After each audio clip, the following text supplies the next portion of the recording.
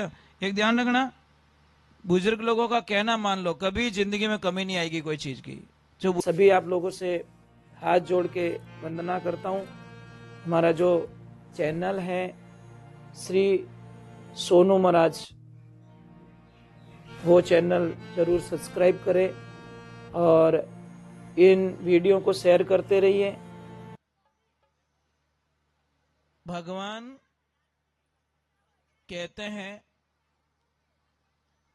कि कोई भी वस्तु से आप मुझे रिंझा नहीं सकते। आप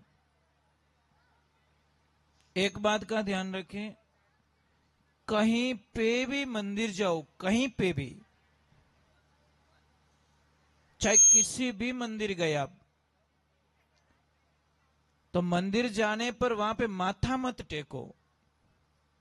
अगर माथा टेक रहे हो तो अपना हाथ नीचे रखो और अपने हाथों को नीचे बिछाओ, फिर अपना माथा टेको। और वापस मंदिर से जाते ही घर पे पैर मत धोया करो। मंदिर से जब वापस जा रहे हो रिटर्न, कई लोगों को मैंने देखा है, जाओ तो पहला पग धोए ले, हाथ धोए ले। ऐसा नहीं करना चाहिए। थोड़ी वो जो एनर्जी ने घर में घूमो, थोड़ा उधर उधर घूमो, आप बहुत फायदा मिलेगा आपको। पर लोगों की आदत ही ऐसी होती है। दूसरे नंबर, संत समागम से क्या होता है? कोई आदमी था, अपने गुरुजी के पास में गया, दीक्षा ली, और दीक्षा लेने के बाद में वो हाच बोलियो। गुरुजी ने पूछा उसको, भाई थारो धंधो कहीं है, कहीं धंधा करिया करे? वो बोले, गुरुदेव मैंने दीक्षा ले ली और अभी आपने बोला थोड़ी देर पहले कि झूठ बोलना तो पाप लगता है, मैं झूठ तो बोलूंगा नहीं। कि बोल बेटा क्या करता है? कि गुरुदेव मेरा धंधो है चोरी करना, मैं चोर हूं, मतलब मैं, मेरा खानदान पूरा चोरी करता है। गुरुदेव मैं सब कुछ छोड़ सकता हूं पर चोरी करना मैं नहीं छोड़ सकता। गुरुजी कह, कोई बात नहीं बेटा, सच बोला वही तुझे पुण्य मिल चुका है।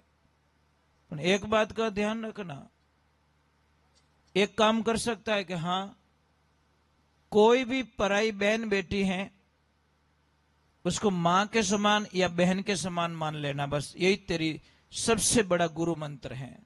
उसने बोला, गुरुदेव मैं वचन का बड़ा पक्का आदमी हूं, मैंने अभी बोल दिया तो बोल दिया, आज के बाद में कोई भी बहन होगी या कोई भी होगी, बड़ी होगी तो मेरी मां के समान होगी, और बराबर होगी तो मेरी बहन के समान, छोटी होगी तो मेरी बेटी के समान होगी। समय का संजोग होता है। नगरी के राजा ने अपनी रानी को बाहर निकाल दिया और दूसरे महल में रखने लगा। उस रानी से बिल्कुल बात नहीं करता, क्योंकि कई वर्ष बीत चुके थे उसको, पर उसको औलाद नहीं हो रही थी, बच्चे नहीं हो रहे थे। तो उस राजा ने बोला, इस रानी को यहां रखो ही नहीं, इसको अलग महल में ही रखो। बेटा ऊपर चाय मत देना। अब एक दिन समय का संजोग होता है, उस जो चोर था वो उस रानी के महल में घुस गया, जहां पे रानी को रखा था उस महल में घुसा। तो उसका कोई गुप्तचर था, मंत्री, उसने जाके राजा को बोल दिया कि राजन, मैंने अभी अभी एक आदमी को तुम्हारी रानी के कक्ष में जाते हुए देखा। तो राजा को शंका पैदा हो गई, चलो मैं देखता हूं क्या होता है। जैसे ही राजा गया, ध्यान लगा के सुन रहा है बातें। अब वो रानी क्या बोल रही है, तू कौन है भाई? कि मैं चोर हूं, चोरी करने के लिए आया।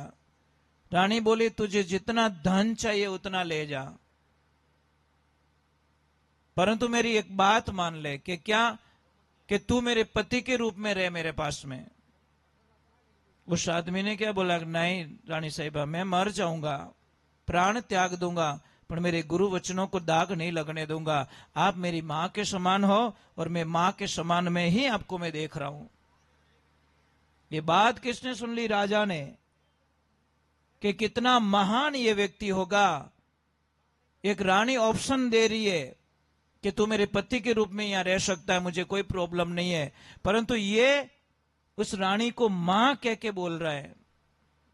राजा तुरंत जाता है, ताली बजाता है कि वाह धन्य तेरे जीवन को, और लेके चला जाता है वहां पे, और अपने महल में ले जाके बोलता है तू मेरे पास में रह, तुझे जो चाहिए मैं दूंगा।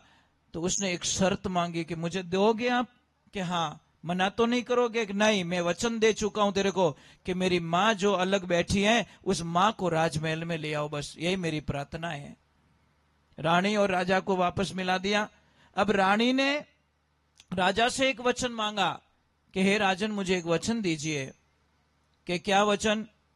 कि हमारे दोनों के बच्चे नहीं है, क्यों ना हम इसी को बेटे के रूप में स्वीकार कर ले और बेटा बना के इसको राजगद्दी दे दे और हम वन में तपस्या करने के लिए चला जाए। ये होते गुरु वचन का फल महाराज। गुरु का वचन रखा, कहां चोरी करने के लिए गया और कहां उसको राजा की सीट मिल गई। इसीलिए ध्यान रखे, गुरु के वचनों में बहुत बहुत दोनों हालना है। आप यहां पे इतने लोग बैठे हो, किस किस के गुरु दीक्षा ली हुई है?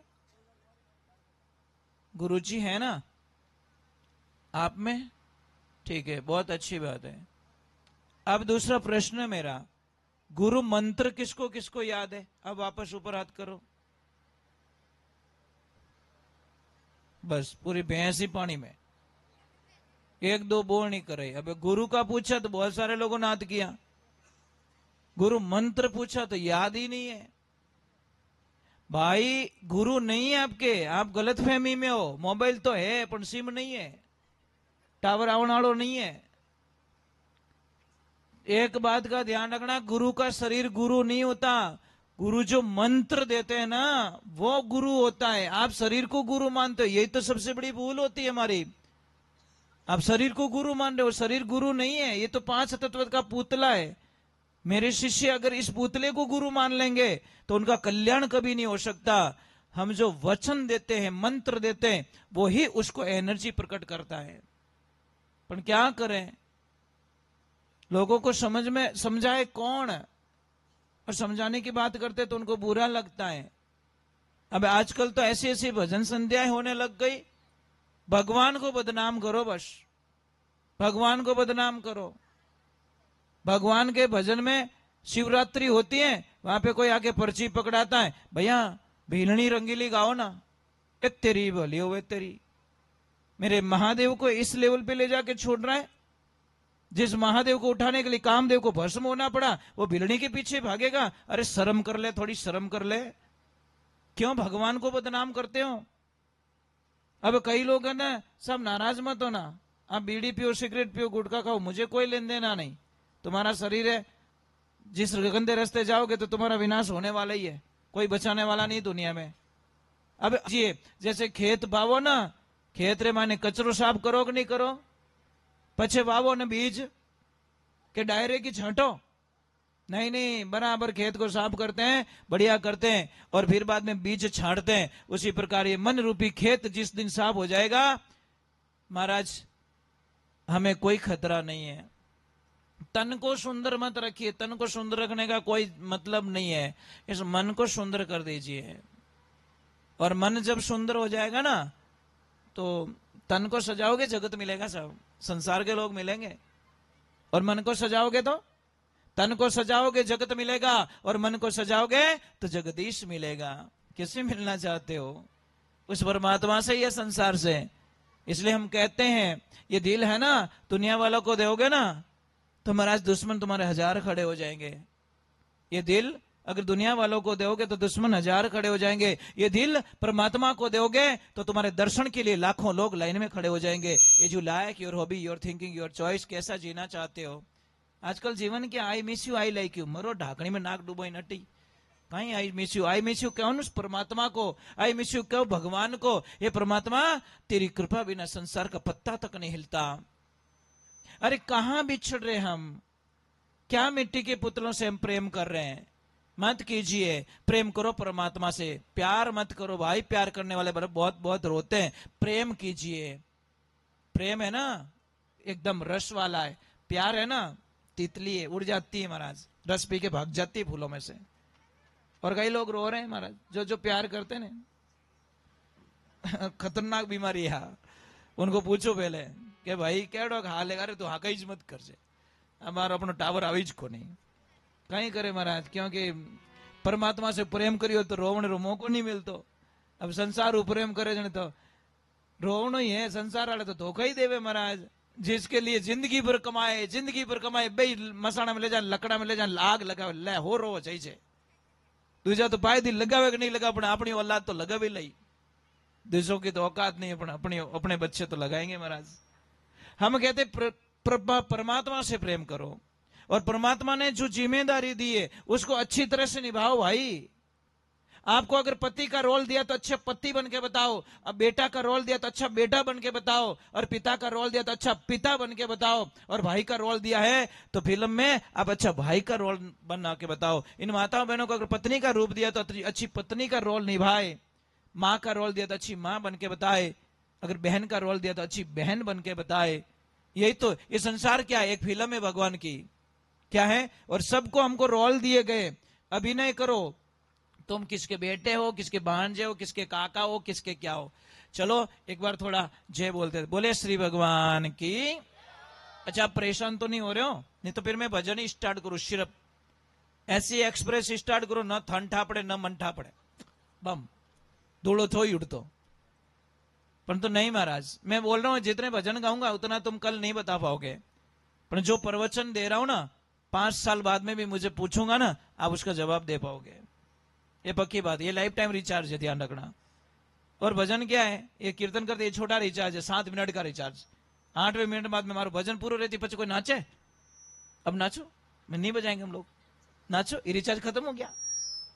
परंतु जो शब्द का रिचार्ज है, वह प्रवचन का रिचार्ज है, ये लाइफ टाइम, कल भी याद रहेगा, परसों भी रहेगा, पहले रोज मैं 100 शब्द बोलूंगा, एक शब्द तो आपको याद रहेगा रहेगा रहेगा, सब तो बोलो नहीं। अब भजन कितना गाया, इनमें 5 भजन गाया, कौन सा भजन गाया बता दो। मैंने बोला ना वो छोटा रिचार्ज था, खत्म हो जाता है। चलो एक बहुत अच्छी बात बताता हूं, जिसकी भी तबीयत ठीक नहीं रहती, कोई बीमार रहते हैं, किसकी बॉडी पेन होता है, किसको तबीयत ठीक नहीं रहती, आपको कुछ नहीं करना नया। आपके पास कोई भी सोने की चीज हो, अंगूठी हो, चाहे कोई नगीना नहीं होना चाहिए, अंदर नग नहीं होना चाहिए, प्योर, चाहे छोटी भी चीज हो, उसको शाम के टाइम में एक कांच का गिलास लीजिए, पानी से भर दीजिए, जिसमें नग हो वो मत रखना, बिना नग वाली चीज चाहिए। उस अंगूठी को, चाहे कोई भी चीज है, सोने की चीज को उसमें डाल दो, और वो पानी मॉर्निंग में वो चीज निकाल के वो पानी पी लो घूट घूट। फिर देखो 8वें दिन मुझे याद करोगे आप कि महाराज क्या ताकत, क्या शरीर में एनर्जी आई, क्या बीमारियां खत्म होने लगी, क्या फुर्ती आई मेरी बॉडी में। ना तो तुम्हारी सोने की चैन घिसने वाली है और नहीं कोई लॉस होने वाला है, पर उसकी एनर्जी है ना उस पानी में, हमारी बॉडी में। पहले के राजा महाराजा सोने के बर्तनों में भोजन करते थे, चांदी के बर्तनों में भोजन करते थे। आज भी कई जगह हम जाते ने, हमें भी उस स्थिति में भोजन करवाया जाता है। कहीं पे चांदी की थाली लाके भोजन करवाते हैं, कहीं सोने की थाली लाके भोजन करवाते हैं, कोई सोने के चम्मच लाके हमको भोजन करवाते हैं। तो देखिए उसका महत्व देखिए आप। नंबर 1। नंबर 2, चलो मैं एक भजन गा लेता हूं, उसके बाद में आपको बहुत सारी बातें बताएंगे। और मेन बात क्या है प्रभु, आज इतना अच्छा लग रहा है ना, सबसे अच्छा। हमें एक जगह गए थे, अभी कथा करके आए थे हम लोग, उस कथा की आज हमें याद आ गई, क्योंकि आप लोग हैं ना बड़े अच्छे लोग हो। कमों कम मुंडा फुलाइन तो नहीं बैठा, मुंडो हंसतोड़ो मिले नहीं, મને बहुत अच्छो लगे। कई कई तो हंसे ज को नहीं, मरा चाहे वे गिलगिलिया कर दो, और सोगन खायोड़ो हंसे ही को नहीं कि मैं मर जाऊंगा, अपना हंसना नहीं है मुझे। पर आप लोग तो बहुत अच्छे हो भाई। बुजुर्ग लोग भी देखो यहाँ जवान बन रहे, नाच रहे, है ना। इसीलिए एक ध्यान रखना, बुजुर्ग लोगों का कहना मान लो, कभी जिंदगी में कमी नहीं आएगी कोई चीज की। जो बुजुर्ग लोग होते हैं ना, कई लोग क्या करते हैं, बूढ़े लोगों का कहना नहीं मानते, पचे घना फोड़ा पड़े। पर बुजुर्ग लोगों का जो कहना मान लेते हैं ना, उनको कभी कोई दिक्कत आती नहीं है, क्योंकि उनको अनुभव बहुत है। समझ लो हम 30 वर्ष के, वो 80 वर्ष के, तो 50 साल का अनुभव ज्यादा है ना उनके पास में, नॉलेज तो ज्यादा है ना। भले ना हमने बीएड कर ली, पर इनके जैसा तो हम काम नहीं कर सकते, ये ध्यान रखो। अबे बीएड तो कर दी, अपन चढ़ाव बावड़िया माथे, ए बावड़िया माथे चढ़े बावड़िया पूरो सांग नाजी અને आप बावड़िया ओळदोळू फिरो बीएड करियोड़ो कटू घुसूं, वो साइंस देगी कैसे घुसा जाए, इधर से घुसूं उधर से घुसूं, जीते तो बावड़िया छांगी आया पूरो। अब ये तो इसीलिए तो बोलते हैं ना कि जो ये कर सकते वो हमसे नहीं होता। महाराज इन्होंने तो इतना इतना अच्छा काम किया है ना, बुजुर्ग लोगों को हम भूल नहीं सकते। कई लोग बोलते बुजुर्गों ने, मेरे पापा ने मुझे किया दिया, अरे तुम्हारे पापा ने कुछ नहीं दिया तो तुझे दुनिया दिखाई भाई, तेरा पालन पोषण किया ना वही बहुत है, बस ज्यादा आश मत कर। पर कई लोगों को बोलते हैं। और दूसरे नंबर, माता बहनों आपसे एक प्रार्थना है मेरी, आपको पता है आपके सबसे बड़े भगवान कौन है? बता सकते हो? आपके सबसे बड़े भगवान है आपके पतिदेव। क्या हुआ?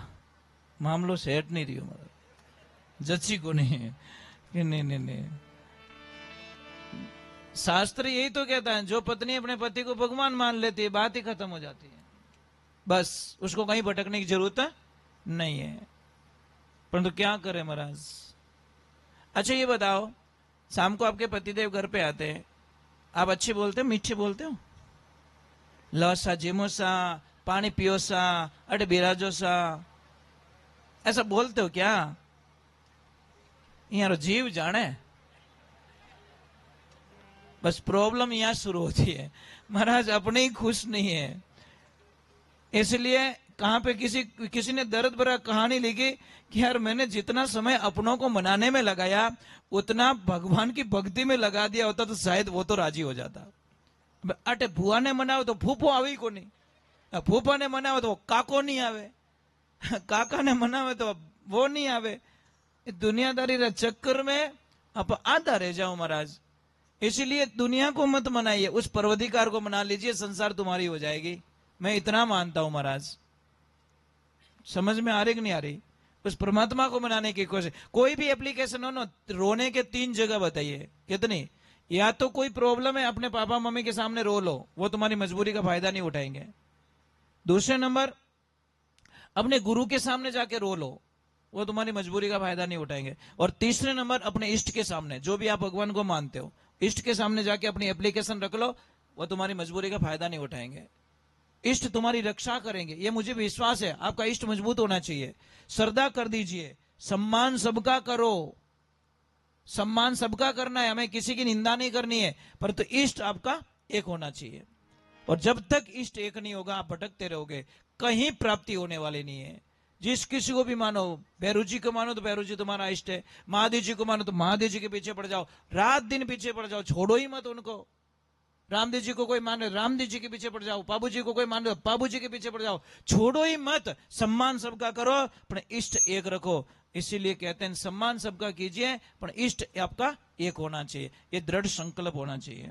चलो एक बार जय बोलते, बोले श्री भगवान की।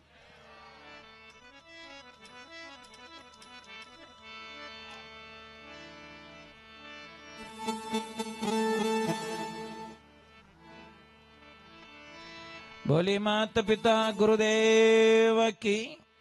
थोड़ी जय बोलो भाई, मैं तारा की को नहीं मांगू, मैं सिर्फ प्रेम से आया हूं। और हम लोग ऐसे ही यहाँ से जल्दी चले जाएंगे, क्योंकि कल हम सत्संग हमारी सूरत के अंदर है, तो यहाँ से जाना, गाड़ी लेके जाना, कल शाम को सूरत जाके सत्संग करनी, परसों वापस पाली में आके सत्संग करनी। ये तो भैया ने शायद 2 महीने पहले लिखवा दी तारीख, पता नहीं आ गए, नहीं तो आज हम कहीं और जगह होते। पर एक चीज इन्होंने बताई, मुझे बहुत अच्छा लगा। यहाँ स्टेज पे एक चीज बताऊं आपको, पानी भी अलाउ नहीं है। हमको 40 वर्ष हो गए, मैंने कभी सत्संग में पानी नहीं पिया। ये रिकॉर्ड है हमारा। पानी अलाउ नहीं है, चाहे मेरे प्राण निकल जाएंगे ना, मैं एग्री कर लूंगा, परंतु मेरे गुरुदेव के द्वारा दिया हुआ वचन में कभी तोड़ने वाला नहीं हूं। यही तो आनंद है। बैठ गया तो बैठ गया। अभी आरती तक इनको मैं पग आगे पाछा नहीं कर सकूं, चेंज भी नहीं कर सकता। यही तो देखना है ना। कौन कहते गुरु के वचनों में शक्ति नहीं है? महाराज लेने वाला चाहिए। पर माने टावर के एरिया में जाओगे तो टावर आएगा, और पाए प्रमाणे मोबाइल गाल के टावर आई को नहीं। नहीं नहीं नहीं, ये सवाल ही नहीं हो सकता। आप अपने गांव में, अपने खेत में करोड़पति बन सकते हो, इसमें कोई शंका नहीं है। दुनिया में कहीं जाने की आवश्यकता नहीं है, पर वो ज्ञान आपको होना, और वो ज्ञान आपको नहीं है तो आपको कुछ नहीं कर पाओगे। आप धन को ढूंढने के लिए दुनिया में जाओगे, बाहर जाओगे। धन तुम्हारे घर में पड़ा है, धन तुम्हारे खेत में पड़ा है, अपार पड़ा है, परंतु वो लाने वाला चाहिए। बोले सत्य गुरुदेव की जय। में कमी मत आऊं, मैंने पहले बोला जो है तो आपको बोलनी ही पड़ेगी भाई। और आपको पता है, जय बोलने पर आकाश तत्व हमारा चेतन होता है। ये 5 तत्व हमारे शरीर में है। ये जल तत्व है, ये पृथ्वी तत्व है, ये वायु तत्व है, ये अग्नि तत्व है, और ये आकाश तत्व है। ये 5 तत्व में ये आकाश तत्व एकदम चेतन हो जाता है, एक्टिव हो जाता है जय बोलने पर, ताली बजाने पर। और एक ध्यान रखना, मैं आपको कड़वा सत्य बता रहा हूं। आप डॉक्टर साहब के पास में जाना और ईमानदारी से उनको पूछना, डॉक्टर साहब कि हाँ, कि आप सच बताना डॉक्टर साहब, वो ताली बजाने वाले आपके पास में कितने गाते हैं? वो मना कर देंगे, भाई कदी कदी गावे, कभी कभी आते हैं। बिना ताली बजाने वाला क्या लैंड में उबा है?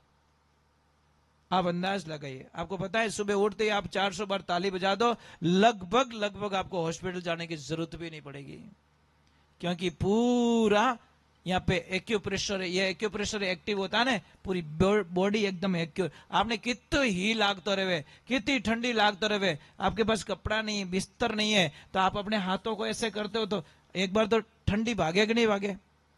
बोलो वो एनर्जी कहां से? ऐसे ऐसे ऐसे ऐसे किया, हमारी पूरी बॉडी में एकदम घरमाहट पैदा हो गई। तो यहाँ पे है ना, ये पूरा एक्यूप्रेशर है। पर किसको पॉइंट नहीं आते ना, हृदय रोग यहाँ से ठीक कर सकते हो, आंखों का रोग ठीक कर सकते हो, है ना, किडनी का रोग ठीक कर सकते हो, लीवर का रोग ठीक कर सकते हो, सिर्फ हाथों से। वहां कहीं जाने की जरूरत नहीं है आपको। आंखों की रोशनी ठीक कर सकते हो, किसी की हाइट नहीं बढ़ रही तो वो ठीक हो सकता है।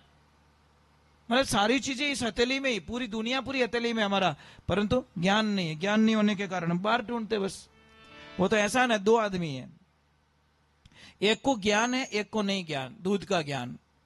दोनों को दूध पकड़ाया और दोनों को बोला भाई इसमें से घी निकाल के देना है। अब एक जिसको ज्ञान नहीं है, वो दूध को ले लेके घूम रहा है, घी आएगा, घी आएगा, घी आएगा। सेकंड रहते तो घी, वो दूध ही फड़ाई दियो, बड़ी बनगी राबड़ू बनाई दियो। और जिसको ज्ञान था उसने गर्म किया, लेवल पे लाया, जामुन डाला, दही बनाया और मंथन करके माखन करके घी बना दिया। जिसको ज्ञान था उसने दूध में से घी निकाल दिया, और जिसको ज्ञान नहीं था उस दूध का भी सर्वनाश कर दिया। ये जीवन है, जिसको पता है वो उस तत्व को प्राप्त कर लेता है, और जिसको पता नहीं है वो कभी प्राप्त नहीं कर सकता। ये ट्राई करके देख लो आप, टाइम पास हो सकती है। बोलिए सत्य गुरुदेव की। गुरु महाराज पधारे, शिष्य बड़े